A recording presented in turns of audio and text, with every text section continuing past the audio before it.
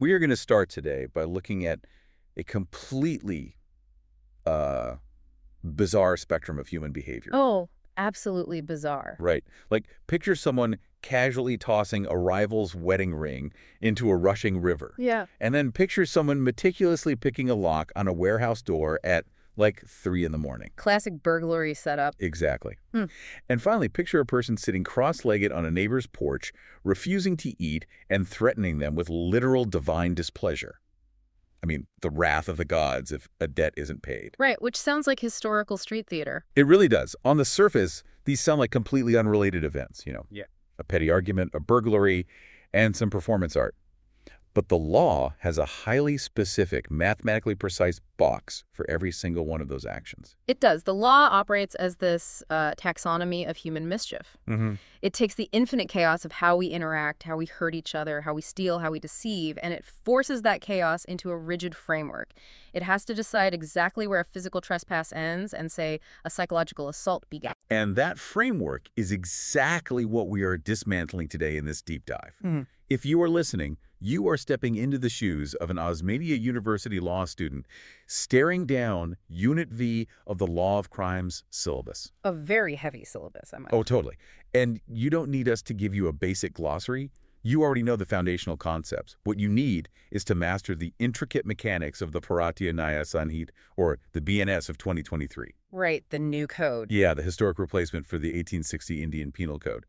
So we are tasked with decoding 4 massive categories today: offenses relating to religion, property, documents, and intimidation or annoyance. And, to really understand the BNS, we have to recognize the philosophical bedrock it rests on, which is fundamentally different from the old IPC. Because the IPC was colonial, right? Exactly. The 1860 Code was explicitly a tool of colonial administration. Its primary goal was the maintenance of order and protecting the state apparatus from a subjugated population. But the BNS attempts to decolonize the system. It shifts the center of gravity from the state over to the citizen. It's really designed as a rights-based structure. Okay, let's scrutinize that rights-based label for a second, because, legislative marketing loves phrases like decolonization, but functionally, a theft is still a theft, right? Sure. And a murder is still a murder. So where does that actual paradigm shift show up in the text? Well, it manifests in where the law places its protective emphasis. So in a colonial framework, the goal is purely punitive deterrence, just force compliance. Just punish them. Right. But in a rights-based framework, the goal includes restorative justice, protecting individual dignity.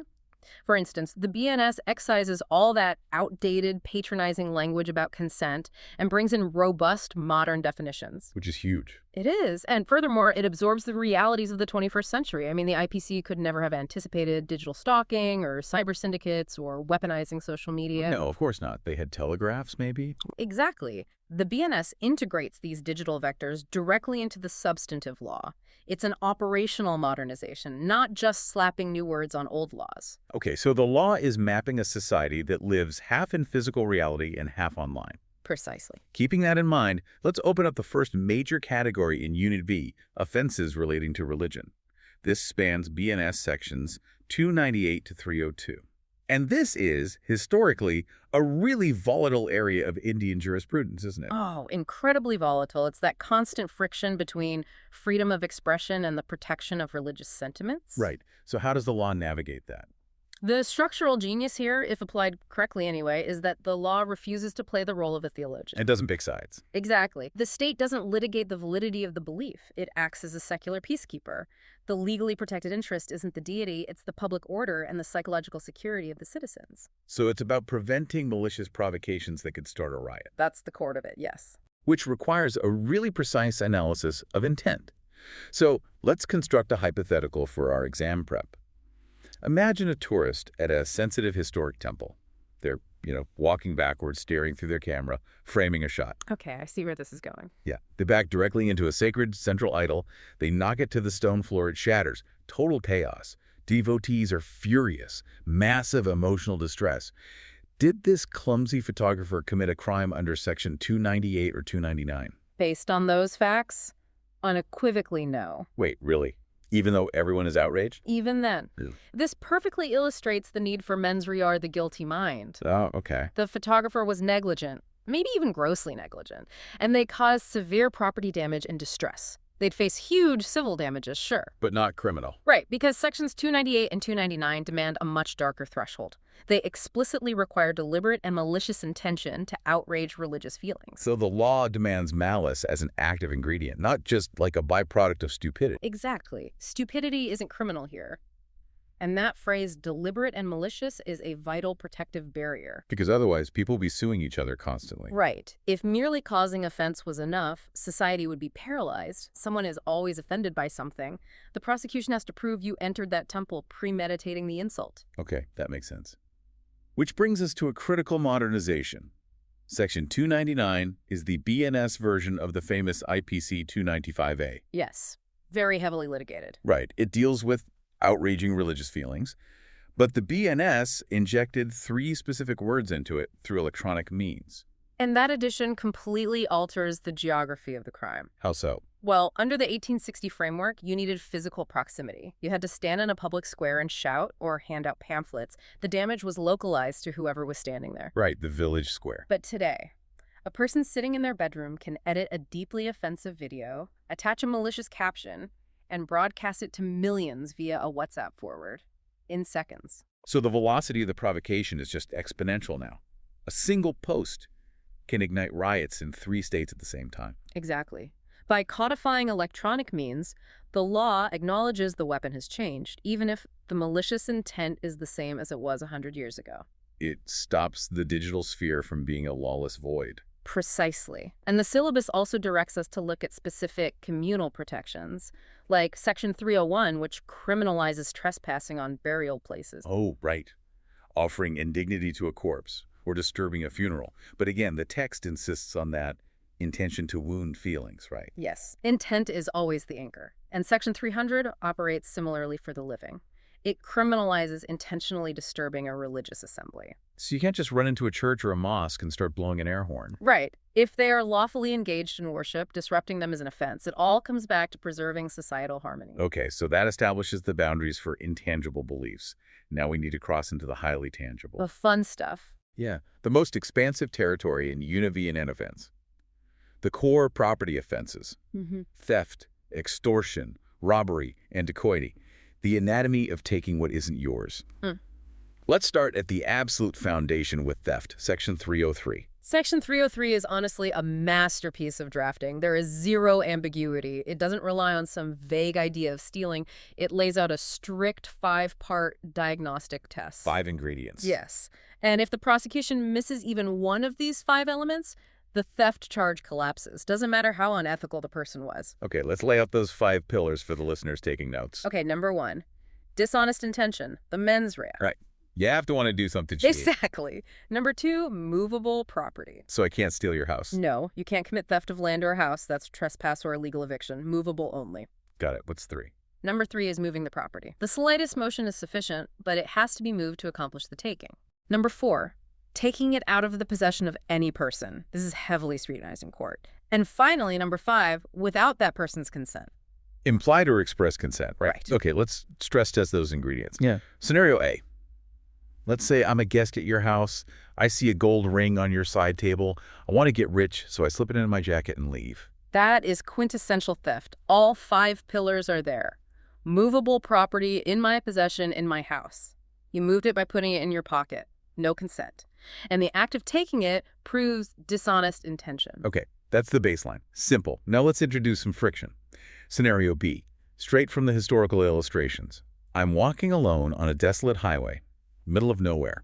I see a gold ring lying in the dust. I pick it up, pocket it, and keep walking. Is that theft?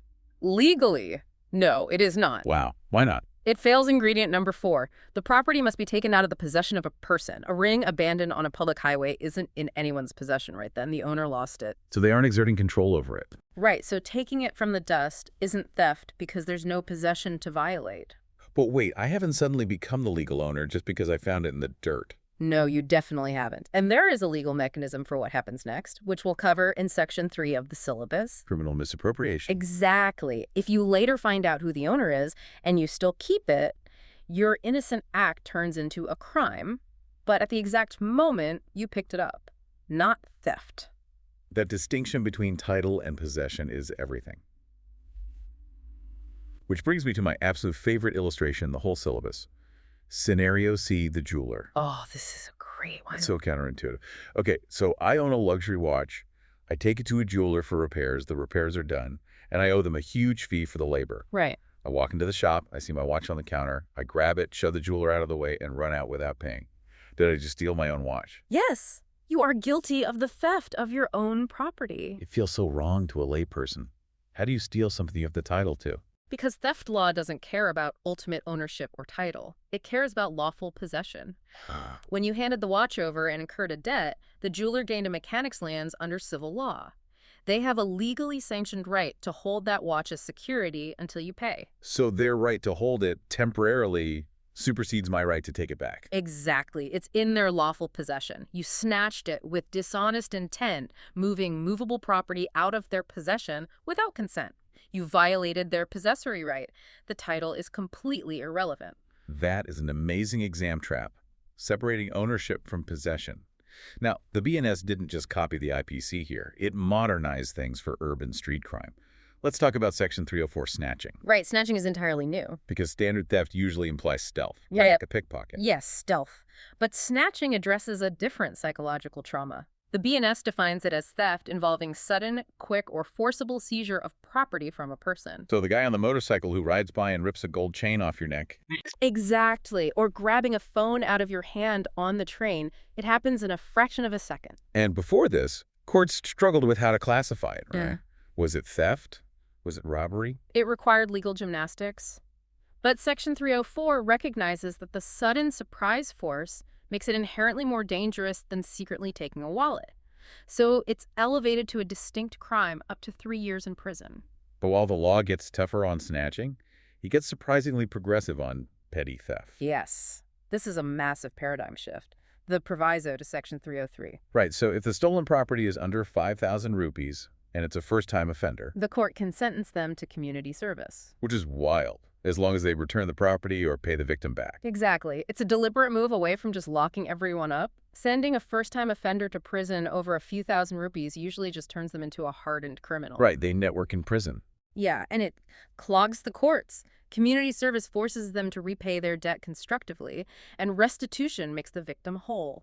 It's a brilliant balance of accountability and rehabilitation. Super pragmatic. Okay, so we've established the baseline of theft. Let's move up the continuum to extortion, Section 308.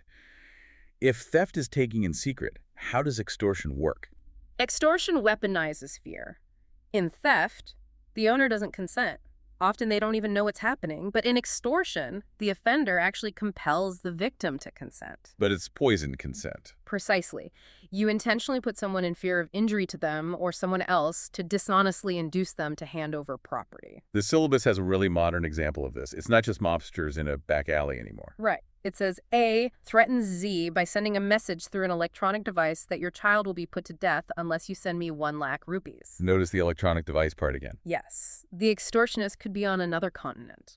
They transmit a psychological threat to paralyze the victim's free will. The victim technically clicks transfer, but the choice is hollow. Driven entirely by terror, okay, which naturally leads us into the most conceptually difficult area, robbery. Section 309, because robbery doesn't actually exist on its own, does it? No, it doesn't. That is the core doctrine to memorize. Section 309 says, in all robbery, there is either theft or extortion. So it's an escalation. Yeah. A mutation. Exactly. The variable that mutates theft or extortion into a robbery is the presence and immediacy of violence. Okay, let's track the mutation for theft. When does my pickpocket become a robber? Theft becomes robbery if, while committing the theft or escaping with the property, the offender voluntarily causes or attempts to cause death, hurt, or wrongful restraint, or even just the fear of instant hurt. So the pickpocket slides the wallet out, that's theft. But the victim feels it, grabs the thief's wrist, and the thief violently shoves them to the ground to escape. The exact moment that physical force was applied to secure the escape, it upgraded to robbery. The violence is the catalyst. What about extortion? That already involves a threat. How does that escalate? For extortion, the differentiator is spatial presence and temporal immediacy. Extortion becomes robbery if the offender is physically present and threatens instant death or instant hurt to extract the property right then and there. Instant is the fulcrum there. Exactly. Let's do two hypotheticals to illustrate. Number one, I send you a letter. I say, I have your brother. Leave 50,000 rupees at the park tomorrow night or he gets hurt. That's extortion. You aren't physically in front of me, and the threat is future-oriented. It's not instant. Okay, hypothetical two, straight from the text. Right. We are hiking on a mountain. I grab your kid, hold them over a cliff, and say, give me your wallet right this second, or I drop them. That crosses the line into robbery. You are physically present. The threat is catastrophic, instant hurt. The victim has zero time to call the police. The sheer immediacy makes it robbery. Wow, it really requires a surgical reading of the facts. Okay, let's jump to the apex of violent property crime. Dacoity, Section 310. What's the alchemy that turns robbery into dacoity? It's pure mathematics. The rule of five. Dacoity is when 5 or more persons can jointly commit or attempt to commit a robbery. Just the number 5, it seems so arbitrary. Like, why is a 4-person robbery treated so differently than a 5-person robbery? It's about the sociology of crime. A lone robber, or even 2, can be resisted. Maybe you can run away. But when a gang reaches 5 people operating in unison, it's a coordinated assault on the community. A paramilitary force, almost. Right. 5 people can block the exits, hold hostages, neutralize security. It strips victims of any capacity for self-defense. So the law punishes the formation of that mob severely. The OU notes have a great case study for this. Let's analyze it. 4 guys, heavily armed with assault rifles and bombs, storm a bank. They fire warning shots, beat up the guards, force the vault open, and steal millions. Extremely violent. Yes. Dacoity. If we only look at the 4 guys inside the bank, legally no. Section 310 demands an inflexible minimum of 5. That feels insane. It's a heavily armed paramilitary strike. And we just call it a robbery. Well, it's just a robbery in name, not punishment. Section 311 mandates a minimum of 7 years for robbery with an attempt to cause death. And deadly weapons aggravate it further, but in the real world, a hit like that rarely stops at 4 people. Let's pull that thread. Let's say the police check the cameras and find a 5th guy in a getaway van 3 blocks away, listening to a police scanner. That changes the entire landscape. The statute says 5 or more persons, including persons present and aiding such commission. Even if he never set foot in the bank. Exactly. His operational participation bridges the gap. The moment that driver is identified, the charge for all 5 guys elevates to dacoity. Conjoint liability means the driver is equally responsible for the terror inside the vault. Uncompromising math. I love it. Okay, that wraps the violent crimes. Now we transition to Section 3 of the syllabus, the white-collar offenses. Breach of trust, cheating, misappropriation. A completely different psychological profile. Intellectual deception. Let's start with criminal misappropriation, Sections 314 and 315. The defining trait here is a temporal shift in intent. You got the property innocently or neutrally, but later developed a dishonest intention to keep it. Like the ring on the highway we talked about. Picking it up wasn't theft. Right. The law actually encourages securing lost property. But say a week later, I see a flyer that my neighbor lost that exact rare ring. And instead of returning it, I pawn it. The moment you decide to sell it, knowing the true owner, your innocent possession sours into criminal misappropriation. The law gives you time to find the owner, but if you convert it to your own use, you cross the line. And the syllabus highlights a super dark iteration of this. Section 315, the property of deceased person. Oh, yes. The illustration says Z dies. Before his heirs arrive, his servant A dishonestly misappropriates the furniture and money. It's treated with enhanced severity because it exploits a vulnerable legal vacuum. The property is in limbo. The servant has access, but no legal right. Exploiting that chaos is violating the sanctity of the deceased's estate. So how is that different from criminal breach of trust under Section 316? Both involve having property you shouldn't keep. The dividing line is entrustment.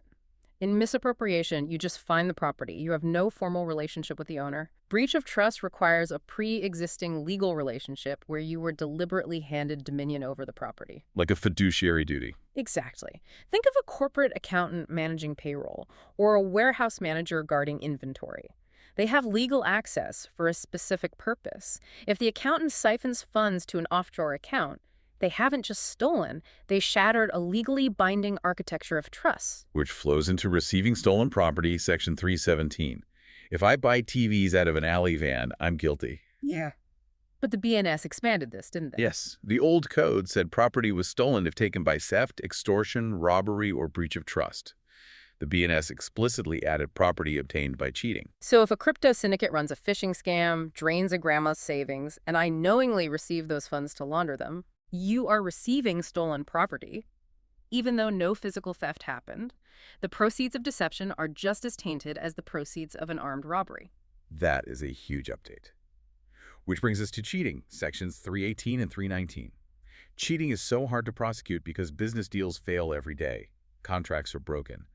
How do you separate a crime from a civil dispute? It's a forensic examination of the timeline of intent. The absolute non-negotiable rule is that the fraudulent intention must exist at the very inception of the transaction. Time zero. So the intent to defraud is the seed. Exactly. The source text gives us the perfect example, the indigo plant scenario. Okay, lay it out. A intentionally deceives Z. He promises to deliver indigo plants, which he never intends to grow, just to get Z to give him an advance payment. So A takes the money, never buys seeds, and plans to flee. That is criminal cheating in its purest form. The deception was the tool to extract the money from day one. But the second half of the illustration changes the timeline.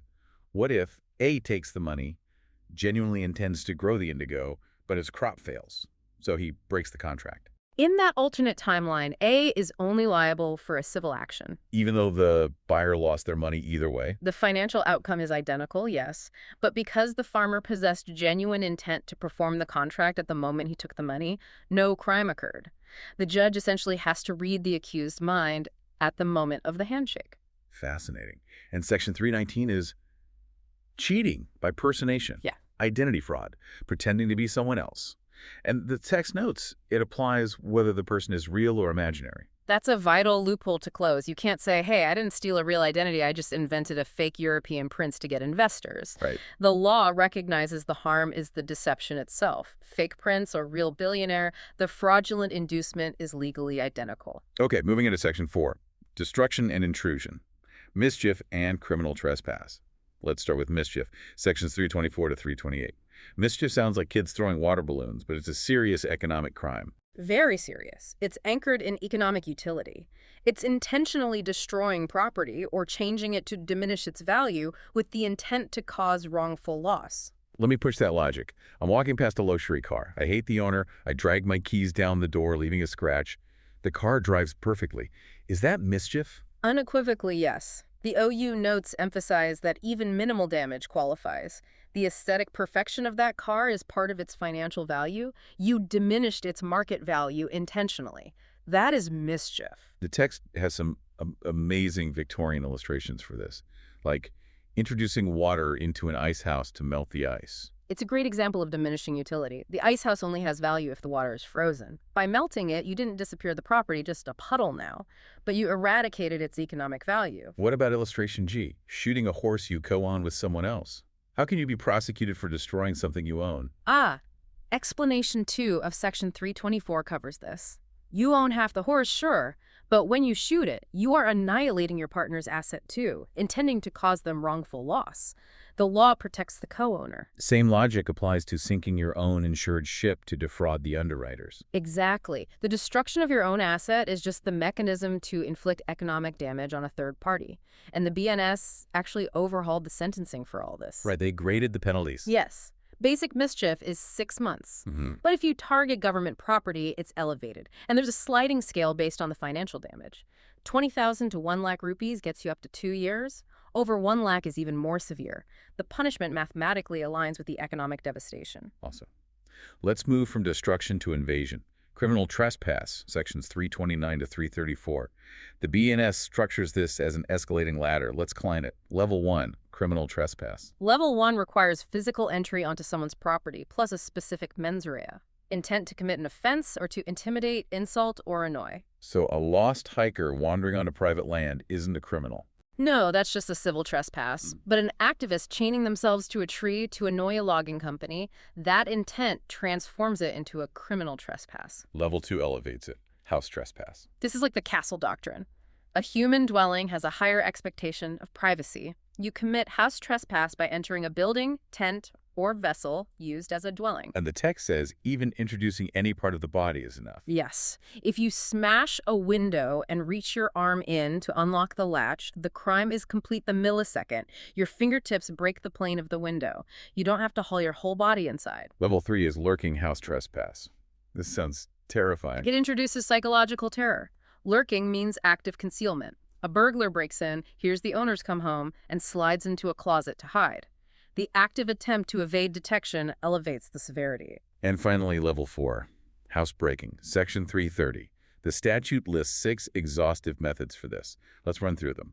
Number 1 is making your own passage. Brute force, taking a sledgehammer to a brick wall. Number 2 is scaling architecture not meant for humans. Climbing a perimeter wall or sliding down a chimney. Number 3 is opening a passage not intended to be open. Like sliding open an unlocked second-story window. It's a passage, but the owner didn't authorize it to be open. Number 4, the Hollywood classic, picking a lock. Defeating any mechanical or digital lock. Number 5 introduces violence, using criminal force to get in. A home invasion. The owner opens the door a crack, and you forcefully shoulder it open, knocking them down. And the 6th method is unfastening a secured exit to get out. Right. A thief hides in a store bathroom until closing, then unbolts the heavy delivery door from the inside to escape. That's housebreaking. And if you do any of this after sunset and before sunrise, the BNS drastically multiplies your prison sentence. Darkness is a massive aggravating factor. Oh. Okay, section 5, documents. Forgery, sections 335 to 344. If we can't trust documents, the economy collapses. Absolutely. The core of forgery is making a false document to cause damage, support a claim, or commit fraud. But the IPC was written for quill pens and wax seals. How does the BNS handle, like, encrypted PDFs? Comprehensive digital integration. The BNS places the phrase electronic record right alongside document everywhere. Altering metadata on a server is treated exactly the same as forging a paper deed with a rubber stamp. So if I intercept an invoice PDF, change the bank routing number to my own, and forward it to accounts payable, You committed forgery. You made a false electronic record to steal funds. Even using someone's login credentials to authorize something is forging their signature. and section 344 targets the internal saboteur, falsification of accounts. The ultimate white-collar safeguard. If a clerk or employee willfully alters, destroys, or falsifies any company book or electronic record to defraud, they face up to 7 years. Erasing a cloud database is treated like burning the physical ledger. Okay, we're at the final section. Yeah. Offenses against the person. Criminal intimidation, insult, and annoyance. How is criminal intimidation under section 351 different from extortion? Extortion extracts property. Intimidation is about coercive control of behavior, threatening injury to someone's person, reputation, or property to force them to do something they aren't legally bound to do. Paralyzing their autonomy. The notes have the Darna illustration for this. It's so cultural. Yes. Assets Darna at Z's door to make Z believe he will become an object of divine displeasure. So, fasting on someone's porch until they pay you, using the threat of a curse. Right. The law says using the fear of divine wrath to coerce behavior is legally indistinguishable from threatening to burn down their house. It overrides free will through terror. Okay, we have to clarify a huge misconception. Assault versus criminal force.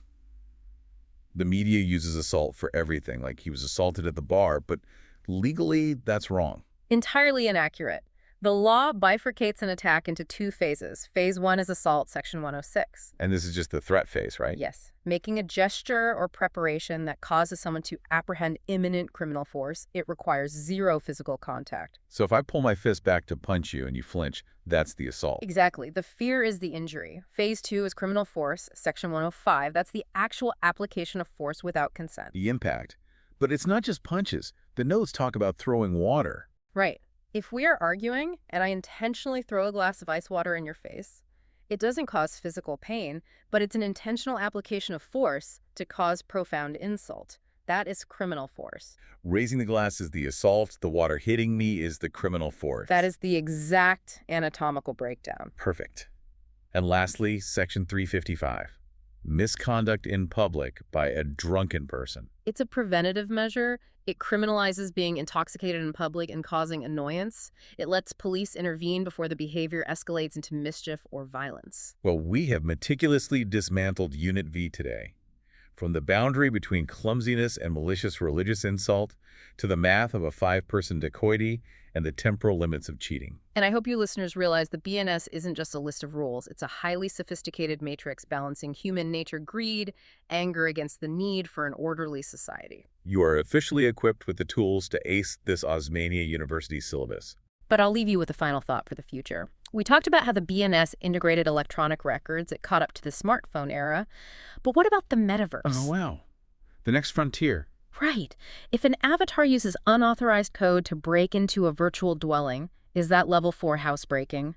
If someone violently wrestles a digital asset from another user in a VR marketplace, is that snatching under Section 304 or just a terms of service violation? That's incredible. As property becomes ephemeral, criminal law is going to have to keep evolving. Thank you for joining us on this deep dive.